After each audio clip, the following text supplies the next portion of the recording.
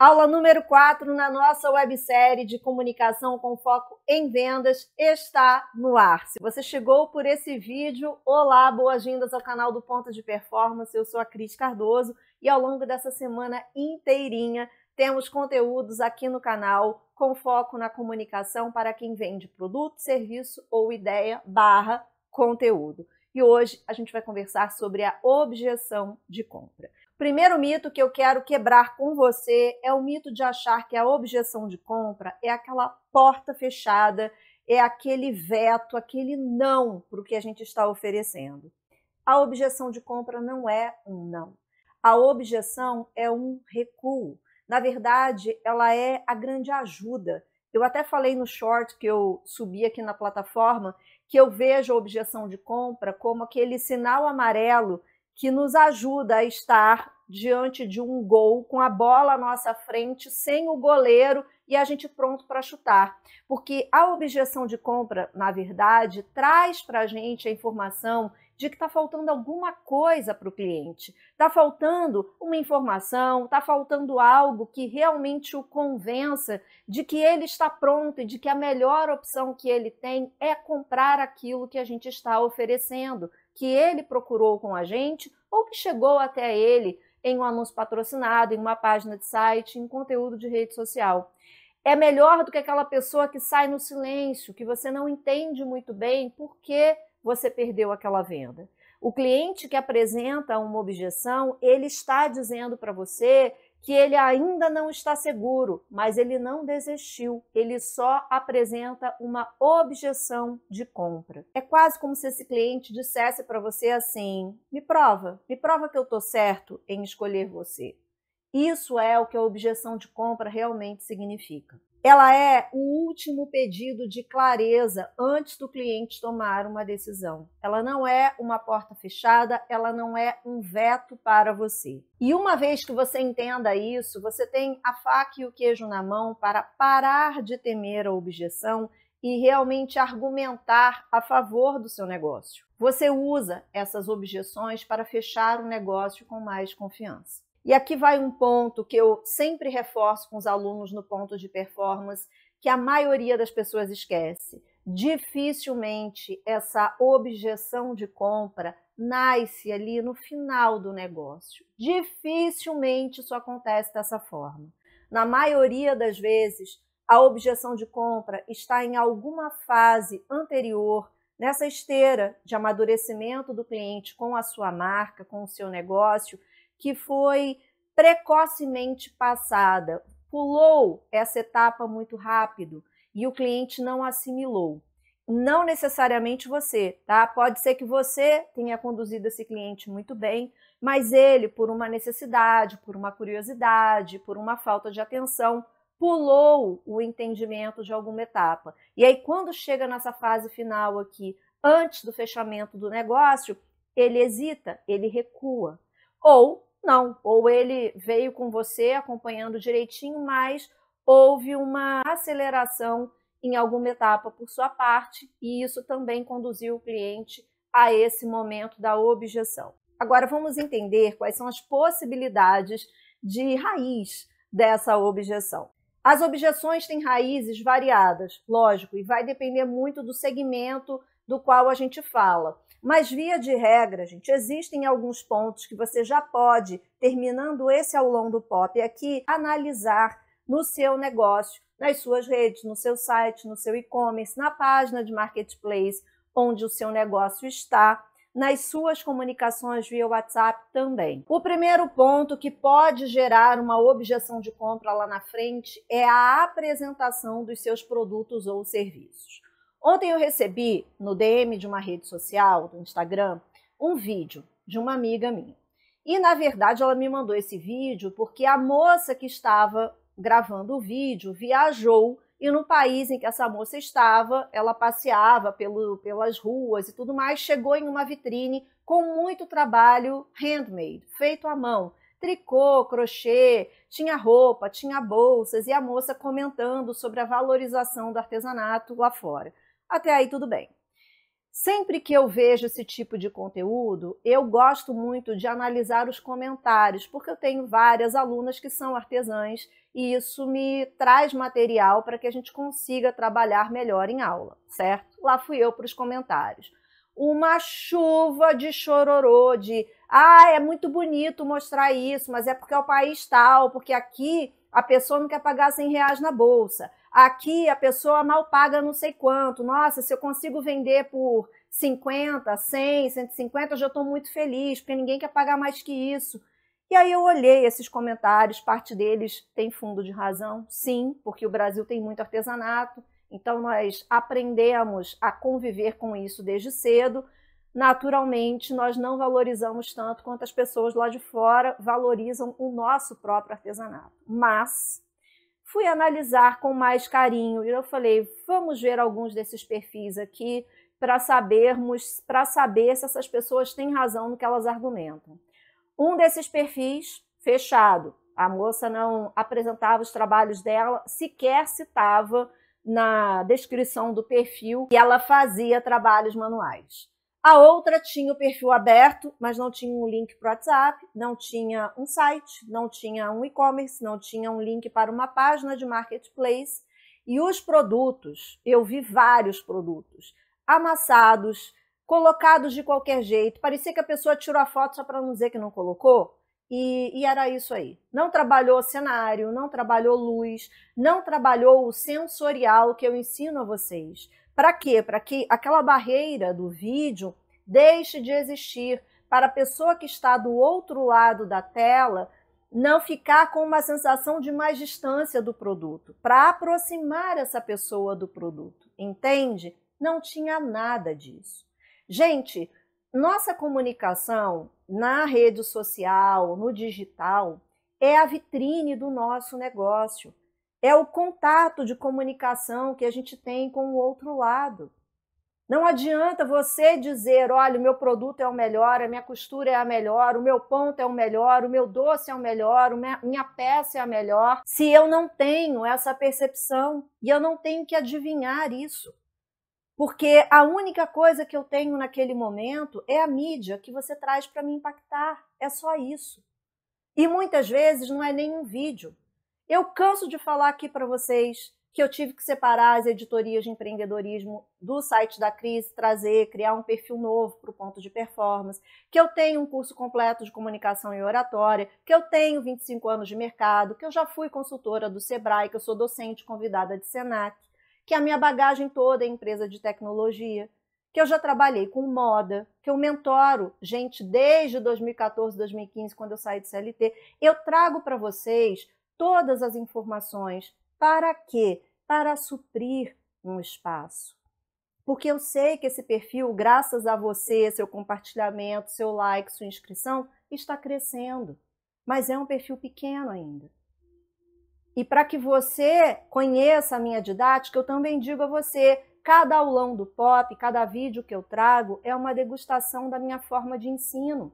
Porque assim, quando você compra um curso meu, quando você contrata a mentoria, você já sabe como você vai ser recepcionado. Você já conhece a minha forma de falar.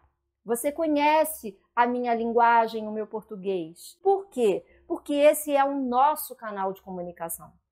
Então, o seu perfil em uma rede, e triplique esse cuidado se você só tiver a rede, tiver pendurado na rede, inclusive como comercial, é a vitrine, é o coração, é tudo do seu negócio. Não adianta a pessoa ir para o coro do chororô e reclamar que o cliente não dá valor, se ela não dá valor à comunicação dela. Se ela não olha o que ela está entregando e cria um senso analítico para dizer, puxa, não está bom. Como eu quero que a cliente olhe essa carteira, essa blusa, essa saia e pague o valor percebido que eu quero que ela pague, se a minha comunicação não está boa para isso.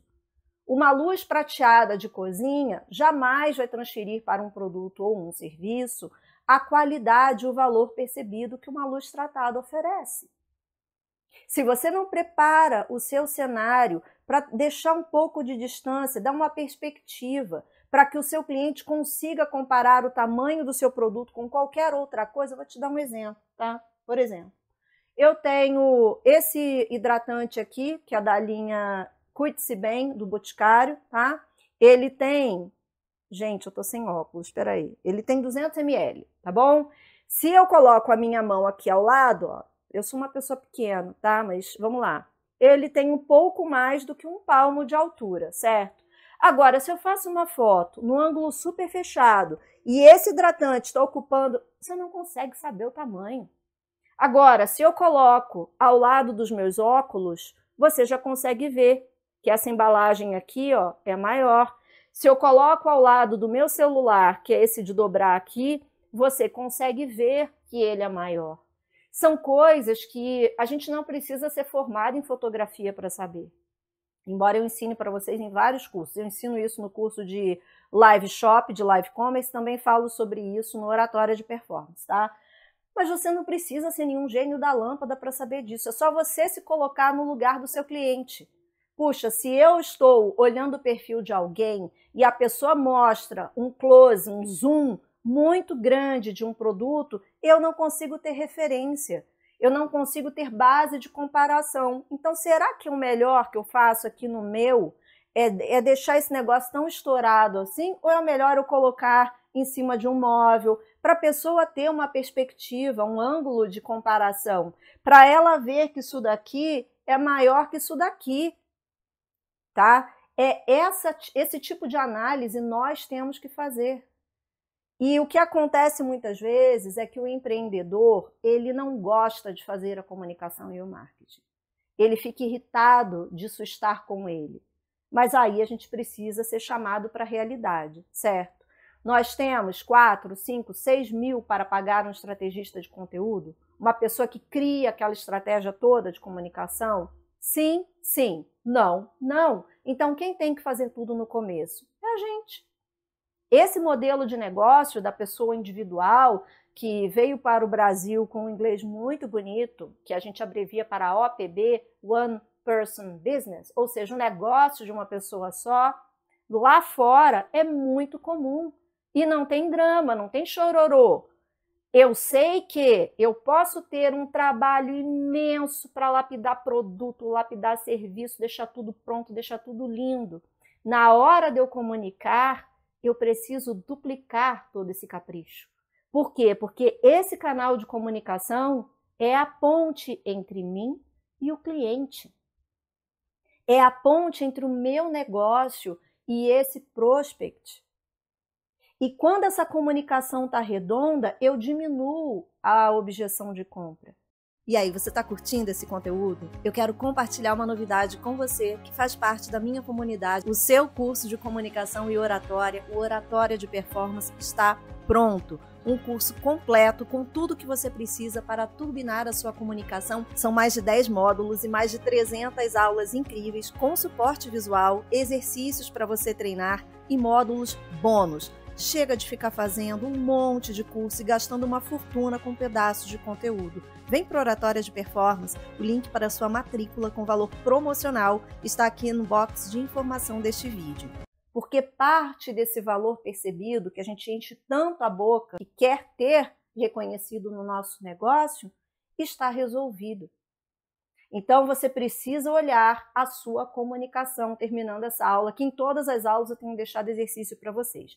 Terminando essa aula aqui, você vai conferir os exercícios que você está recebendo hoje também.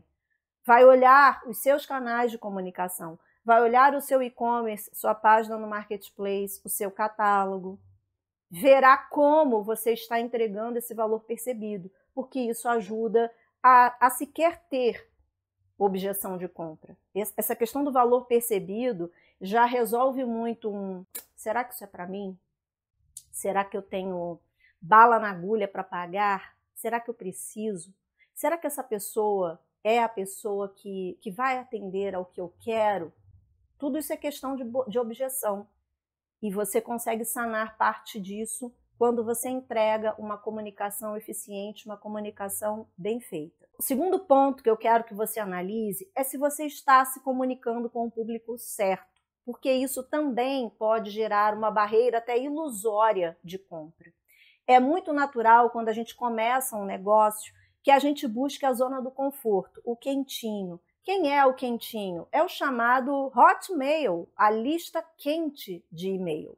É a lista quente dos contatos. Nós falamos com vizinhos, nós falamos com melhores amigos, nós falamos com familiares, quem ainda está em dupla, tripla jornada, conversa com outros colegas do trabalho. Isso é natural. Só que nem sempre essas pessoas são o nosso público-alvo exato, o público-alvo para o qual nós trabalhamos. Às vezes o que a gente tem é para um público-alvo com poder aquisitivo mais alto ou mais baixo. Se nós insistimos em vender para o público errado, nós teremos uma falsa ideia de adesão ou não conexão, quando na verdade está tudo certo, a gente só está chegando nas pessoas erradas. E o buraco começa a ficar pior, ou seja, maior, quando a gente tem um medo de ir para o público frio. Sabe, aquela história de você abrir a janela e ficar esperando para ver se vem sol, se vem chuva? Exposição. Porque quando você trabalha desse jeito no Hotmail, na lista quente, é comum que essas pessoas, por amor a você, por valorizar o seu empenho, o seu esforço, para dar a famosa força, é comum que essas pessoas comprem. Mas isso não significa que elas sejam o público certo daquele produto. E ninguém quer ficar, gente, vendendo coisa porque a pessoa está com pena da gente, pelo amor de Deus. Eu tenho amigos maravilhosos que não têm interesse em aprender comunicação e oratória. E eu tenho pessoas desconhecidas que assistiram um vídeo meu aqui e falaram: eu adorei o jeito que você explicou, porque você não fica fazendo truquinho, não tem nhenhenhinho, você ensina. Eu confio em você. Eu tenho gente que chegou assim desde o primeiro curso do Ponto de Performance, está comigo até hoje. Aliás, 96% das pessoas que compram recorrentemente os meus produtos são alunos e mentorados. Então a gente precisa tirar essa capa do mas e se eu levar um não? E se julgarem? E se me chamarem disso? E se me chamarem de blogueirinha? E se me... Tchau, tchau para todo mundo, porque enquanto essas pessoas estão fazendo assim para você, você está trabalhando. Portanto, revise o seu público, revise se você realmente está vendendo para as pessoas certas, certas para a sua marca, certas para o seu produto. E se você, por acaso, se percebeu dentro desse conforto do quentinho, porque... Cris, você me pegou aí agora, você falou um negócio que me deu uma cutucada aqui. Eu realmente estou atrás do conforto, eu tenho medo de me expor. Comece a trabalhar isso de uma melhor forma, porque isso também vai te ajudar a diminuir muito as objeções de compra por aí. O outro aspecto tem a ver com essas etapas que eu mencionei no começo do vídeo para você. Quando esse cliente não chega dentro dessa teoria linda que a gente aprende nos cursos de negociação e vendas, lá na pontinha, vem amadurecendo, passa pela sondagem, depois passa pelo diagnóstico, depois passa pela apresentação, ou no digital, no famoso funil, né? Tá lá em cima, só olhando, depois ele começa a engajar até ele converter. Quando ele não chega desse jeito, quando ele cai de paraquedas, que nem o exemplo que eu citei para vocês na aula 1, é natural que a gente, às vezes, para não perder a venda, corra um pouco mais e queime alguma etapa. Seja a etapa da conexão, que é a primeira, seja a etapa da sondagem, que é a segunda, seja o diagnóstico, que é a terceira etapa. É muito comum que isso aconteça. Por quê? Porque você não quer perder o cliente, ninguém quer perder o cliente. E às vezes esse cliente chega conversando meio rápido com você, porque ele também não está com muita paciência. A gente não sabe o histórico das pessoas, né, gente? Às vezes a gente já é o terceiro, quarto, quinto fornecedor com quem essa pessoa está conversando, ela já conversou com um monte de gente antes. Então ela já chega sem paciência, ela já chega com aquele calo do, olha, eu não quero papinho, eu estou precisando disso, você tem que cor, quanto custa. Eu dei esse exemplo para vocês, eu vivi isso com a minha marca de acessórios lá em 2010 para 2011. Eu dei esse exemplo para vocês aqui. Eu vou deixar os outros 3 vídeos para vocês na tela final, e aí você também pode assistir depois que você terminar de assistir esse vídeo aqui. Mas eu conversei sobre isso com vocês. A teoria é uma esteira, é um funil. A prática é outra coisa. A prática, a pessoa chega no meio do nada e já sai falando com você. Então, esse samba no pé, para saber se vale a pena você trabalhar o encantamento todo antes de dar a informação que esse cliente realmente precisa. Quase sempre o que ele quer saber é o preço, né? Ou um tamanho ou uma cor específica. Quase sempre é isso. Então, você tem que ter a sensibilidade para saber com quem eu estou falando. Essa pessoa quer receber esse encantamento todo nessa ordem ou ela prioriza esse dinamismo? Porque dependendo desse diálogo, essa objeção também será quebrada, porque a pessoa vai se sentir satisfeita, ela vai se sentir atendida com aquilo que você entrega. E isso para ela vai contar muito ponto a seu respeito. Na primeira aula eu falei com vocês como eu fazia em uma época que não tínhamos WhatsApp, que não tínhamos redes sociais, era SMS, telefone ou e-mail. A minha mala delivery ia, voltava e às vezes eu recebia o telefonema de uma pessoa e eu não sabia em que lugar aquela pessoa viu tal coisa, ela só pedia, eu quero isso. E aí eu tinha que conversar com ela. Só que quando isso acontecia por mensagem e ela perguntava preço, eu não enrolava. Eu entregava o preço e depois do preço eu explicava o que fosse necessário para ela entender que eu estava entregando o que ela queria saber, a resposta, quanto custava, mas eu também entreguei as informações sobre o produto. Eu não joguei lá, o brinco custa X. Eu dava o detalhe, mas eu não deixei de responder. Eu sei que a gente aprende em técnica de negociação e venda, quando eu fiz meus cursos eu também aprendi isso, que a gente tem que encantar, a gente tem que mostrar o valor antes. Só que a gente tem que ser perspicaz antes de sair replicando técnica. Porque muitas vendas hoje são perdidas porque as pessoas congelam as informações e elas continuam repetindo, como se fosse uma produção em série, como se todos os clientes tivessem que ser tratados da mesma forma e quisessem ser tratados da mesma forma. Isso não é mais uma realidade. O cliente de 2025 não é o cliente de 5 anos atrás. O cliente que procura a gente pedindo preço tem que receber a resposta que ele quer. Esse valor todo, gente, que minimiza muito a objeção de compra, tem que ser mostrado antes. Na nossa comunicação, nos nossos textos, todas as informações que nós fornecemos do produto ou do serviço. O cliente chega para falar com a gente entendendo o que a gente vende. Mesmo que ele esteja confuso, se ele der deixa eu dar uma contraprova aqui, bater o olho rapidinho, ele vai dizer, puxa, essa pessoa tem razão, tá aqui. É assim mesmo que ela trabalha, olha que bonito o produto dela. Existem pessoas que apresentam uma objeção e aí quando você investiga para saber por que essa objeção existe, a pessoa fala, nossa, eu adorei o jeito que você me explicou, eu tinha entendido outra coisa, foi erro meu, desculpa, quanto é? Posso pagar no Pix?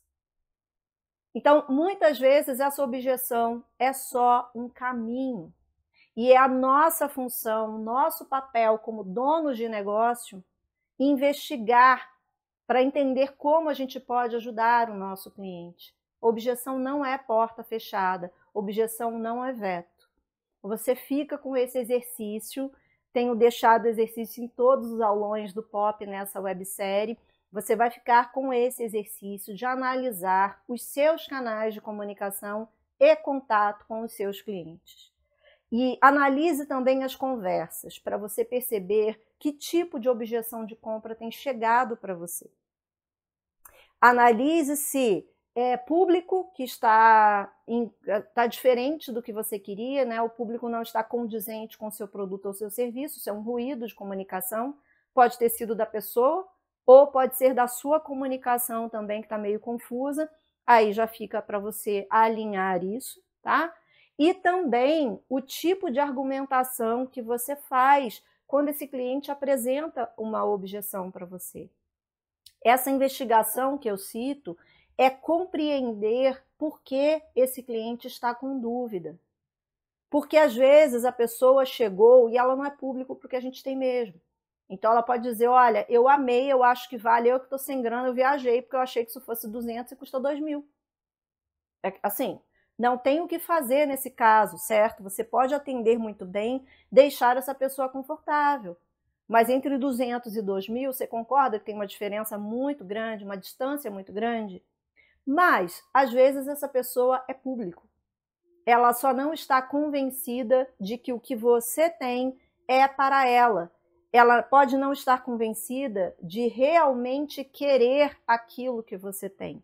E essa investigação é que ajudará você a persuadir essa pessoa, convencer essa pessoa de uma forma positiva para que a negociação seja fechada, concluída. Dúvidas? Pode deixar aqui embaixo nos comentários, faça os exercícios e os outros vídeos já devem estar aparecendo aqui para que você possa assistir essa websérie completa. E quem deixou para se inscrever no canal, para dar o like, esse é o momento, e o link para você conhecer o Oratória de Performance, que é o curso completo de comunicação e oratória do Ponta de Performance, está aqui no primeiro parágrafo deste vídeo também. A gente se vê no próximo.